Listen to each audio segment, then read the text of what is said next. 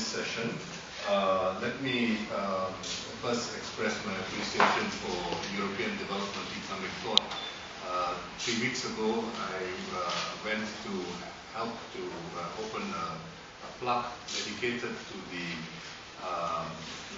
400th anniversary of what I consider to be the first development economic tract by Antonio Serra in Napoli. Like Machiavelli and Gramsci, he wrote his work while he was in prison. But we were not allowed to put the plaque on the prison walls, so we put it nearby at the Banco di Napoli, for those of you who are interested. I've been now in Rome for almost 15 months, and before this I was in New York for about 7.5 years, and was intimately involved in the early work on the post-2015 process. It is a very complex process that will take too long for me to describe, but let me say that ultimately it will be member states who will be setting the agenda. The role of UN agencies, funds and programs is limited. We are in a position to influence the discussion, but it will ultimately be set by member states. And building a consensus is not easy. For those of you who are familiar with what happened before Rio + 20 last year, you know that there was no real consensus, and it was left to the host country, Brazil, to come up with a document which was broadly accepted and endorsed.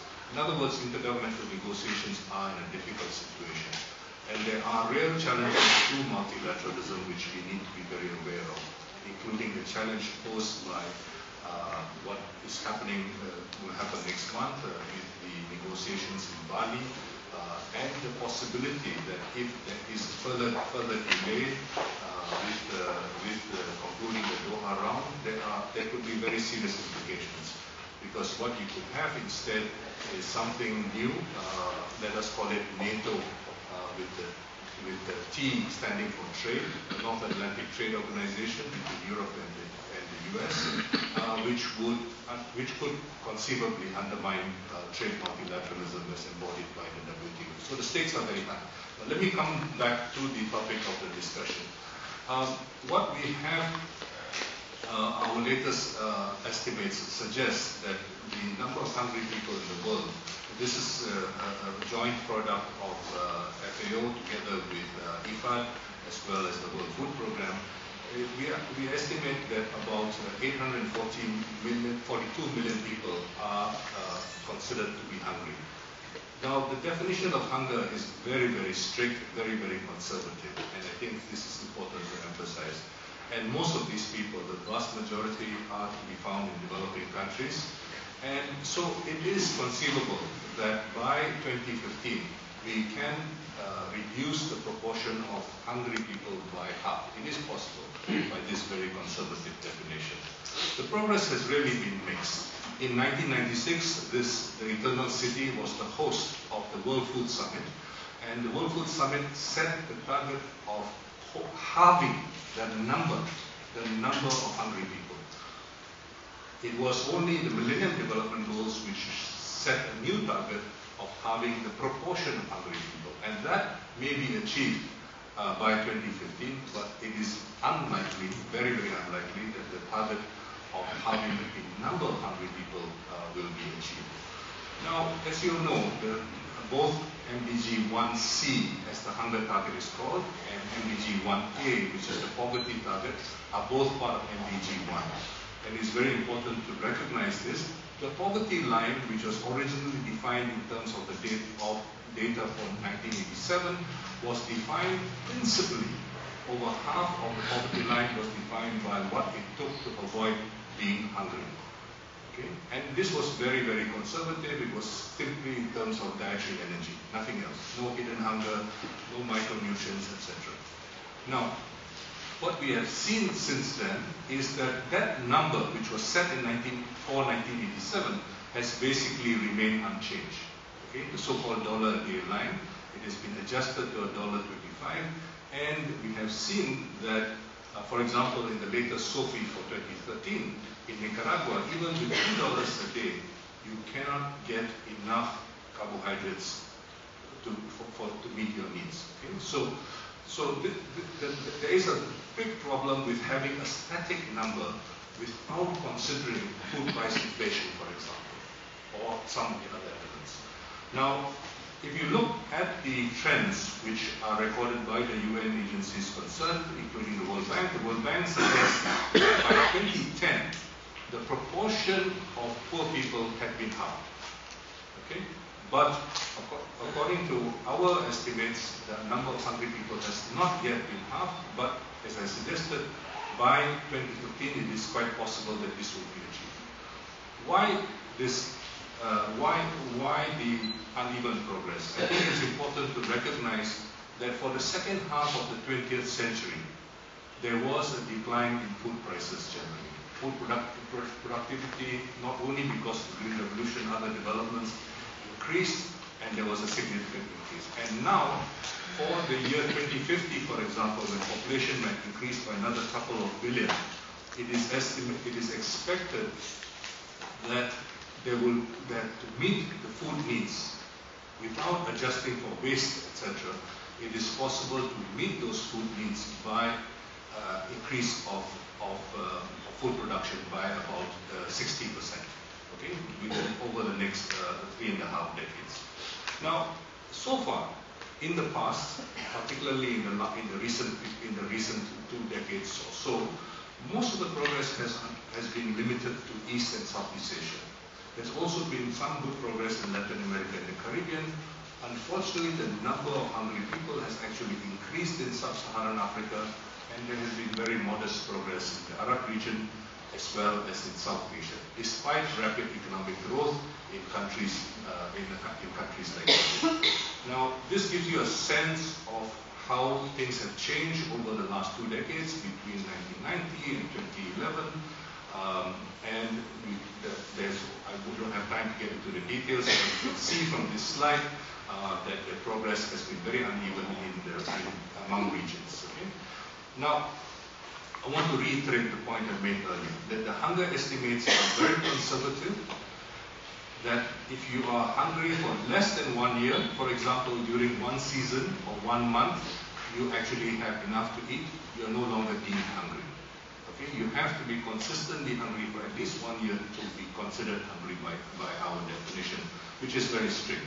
And of course you might say, why do we stick to this definition? Why do we not change it? There are methodological reasons, but also you do not change in the middle of a monitoring process. You do not change your definitions. You have to stick by it. But this means that for 2015 and for the period after 2015, it is possible for the development community to insist that some other feasible, I want to emphasize feasible measure is superior. This is the case to be made for researchers and scholars like yourself. Now, I want to emphasize that in the last few years, there has been greater interest in malnutrition, and quite correctly so. One aspect of undernutrition, of course, is hunger, energy. But other important aspects include micronutrient deficiencies, vitamins, minerals, and these are often referred to as hidden hunger, and unfortunately they are not considered in our hunger measure. And of course there's the additional challenge of obesity, which is related to non-communicable diseases, which we will be discussing next week at the preparatory technical meeting for the Second International Conference on Nutrition, co-organized by the FAO together with the WHO, but also with IFAD, WFP, and other agencies involved. Now, let me emphasize that the point I made earlier, that during the second half of the 20th century, food prices generally declined. Okay? But from the beginning of the 21st century, we see that food prices have begun to go up again, especially from around 2002. And there are many reasons for this. Many people would emphasize the significance of the biofuel mandates and subsidies. Others talk about economic growth in the South. There's also the question of financial speculation relating to financialization and so on. And there's of course been a global economic slowdown since 2008. And of course there are many changes associated with global warming, and weather disruptions which have affected food production, and of course resource and environmental constraints. Now, I would like to emphasize that generally speaking, most people would recognize that the increase of prices generally is likely to contribute to more hunger. But individuals substitute. So you could have an inferior diet with a reduced income, which might still get you above. So what I'm trying to say basically is that there's no simple arithmetic relationship between the income you have and the likelihood of going hungry, because you can substitute what you're eating and so on and so forth, and this affects things. So what you find also is that between producer prices, which is what you find on markets, and consumer prices, you also have various types of intermediation. You may have price controls in some countries, as in India. You may also have other kinds of interventions, consumer subsidies in Egypt, for example, and so on and so forth, and in many other countries. So there are many factors which affect whether or not people are actually hungry, and not just, there's no simple price relationship. Nonetheless, price has been very important, and you can see that some of the recent unrest, for example, in parts of Africa, of North Africa, West Asia, as well as in Sub-Saharan Africa, have been related to this. And I've already made the point earlier that many people do believe that there's a direct relationship between the biofuel mandates, which came in from 2006, and also the increase in speculation, the use of commodity futures and options prices to influence, which influence increased price volatility. Now, given that there is a great deal of hunger in the world, given that there is a great deal of poverty in the world, it is very unlikely that we are going to be able to eradicate hunger without some other types of interventions. And particularly, public actions involved, including social protection, are being seriously considered. As you know, in 2011, Michelle Bachelet was the chair of the report which recommended the social protection floor, and this is part of the reason why the Director General of the FAO has put a lot of emphasis on social protection. But I think it's very important to recognize that social protection for the cities, social protection for the organized working class is different from the kind of work which we are doing in relation to farmers. And one very important aspect of the work which we are doing is to try to move from social protection to production, to basically generate incomes. And this is an issue which you might be interested in discussing. Now, how do we conceive of sustainable agriculture? And I think there is a broad consensus about the need for sustainable agriculture in relation to rural transformations and so on and so forth. How do we think about it? And I think it's very important to think about it beyond simply a question of necessary investments, which are of course important, but also to think about a principle which came out of Rio in 1992, the whole question of sustainable production and consumption. And in this regard, I think it's important to address the question of waste and losses. And I believe that in Europe, there's a lot of interest. When Italy takes the presidency of the EU, I suspect that there will be a great deal of emphasis on the question of waste and losses. It's very important to recognize that there is, in the north, in Europe, for example, that there is a lot of waste relating to consumption. In the question on losses are very often associated with what is happening in many developing countries where storage is a very major problem, and losses are often related to storage issues. Now, there are many horns of the dilemma, and I'm running out of time, so I want to be very, very quick in terms of trying to emphasize that there are many different issues which need to be weighed against each other. I'm sure you're all very aware of this, being researchers in the area of development, but I want to, for example, point out to you that if food prices are not sufficiently high and attractive for farmers to invest in food production is going to decline. That, unfortunately, is something which we have observed in the past. And so it is important to maintain the incentives for farmers to continue to produce food on the one hand, but at at the same time, it is important for us to ensure that food is affordable. So this is why the whole question of social protection for the countryside becomes a very, very important challenge. But unfortunately, as you know, especially since 2008, there's very little appetite for social protection to be extended. And this is part of the dilemma. So if we are serious about eradicating hunger in the world, I think we have to recognize that there needs to be what Madame Bachelet called the social protection floor, and we have to look at what it means to try to establish the social protection floor. And this, I think, is extremely challenging. In other words, there are no easy answers.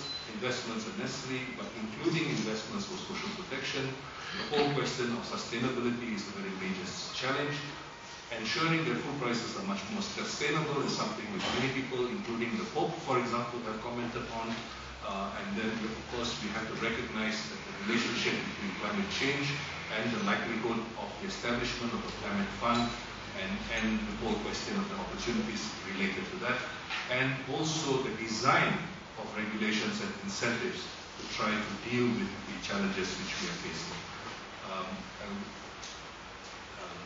I want to thank you very much for your attention. I think I've gone slightly over the 15 minutes, but I hope this introduction is useful for you for your deliberations. Thank you. Thank you very much for the insights and also for respecting time.